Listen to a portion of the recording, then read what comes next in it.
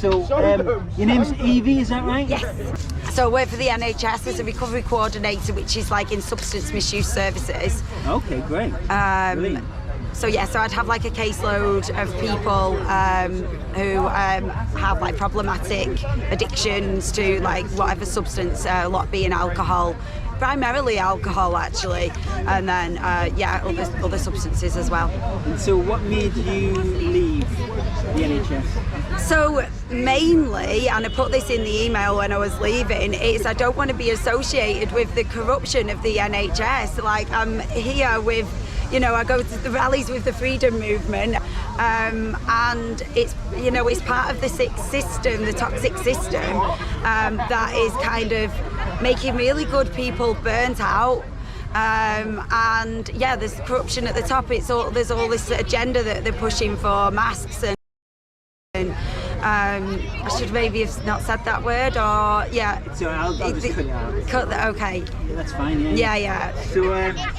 So you, what day did you quit? Tuesday. And how do you feel now that you've quit? I felt like I took the shackles off. Like I actually played that song, that Mary Mary song, Take Your Shackles Off, and I have some like arm weights at home, and I was just like, yes, I'm taking my shackles off. So it felt so good to know that I'm following my heart.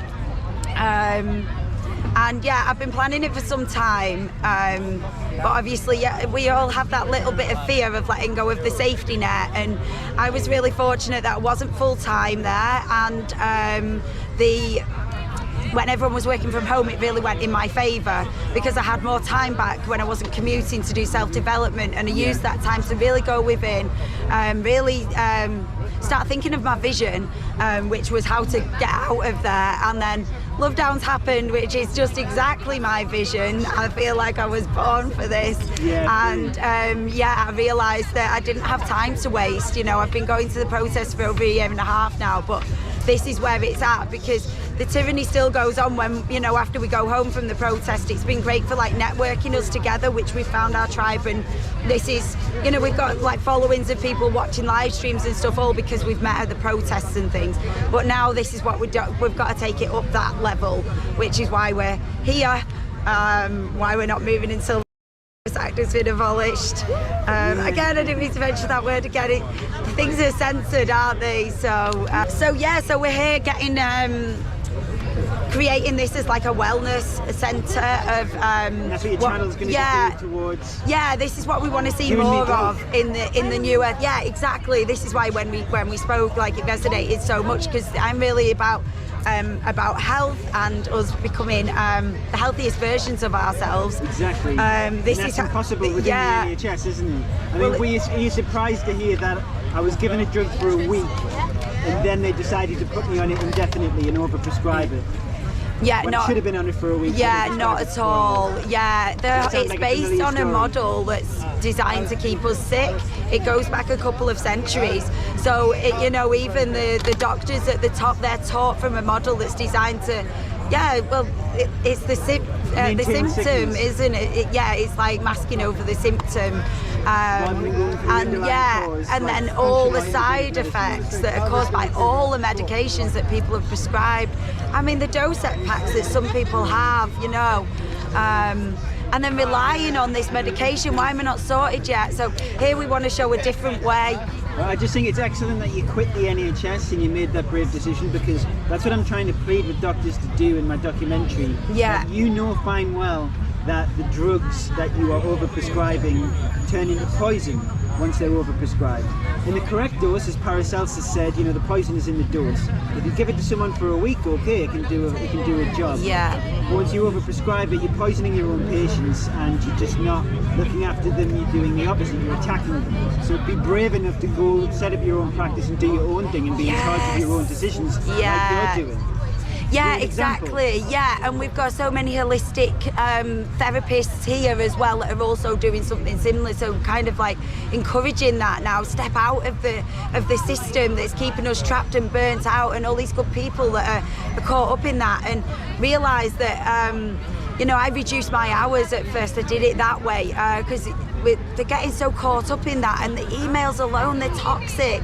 the agenda that they're pushing and putting all this guilt on people. Oh, there's this new variant, or shame factor. Yeah, exactly. So it's very uncomfortable to be part of that. Do you think reading it's a cult? that. Is that the right word?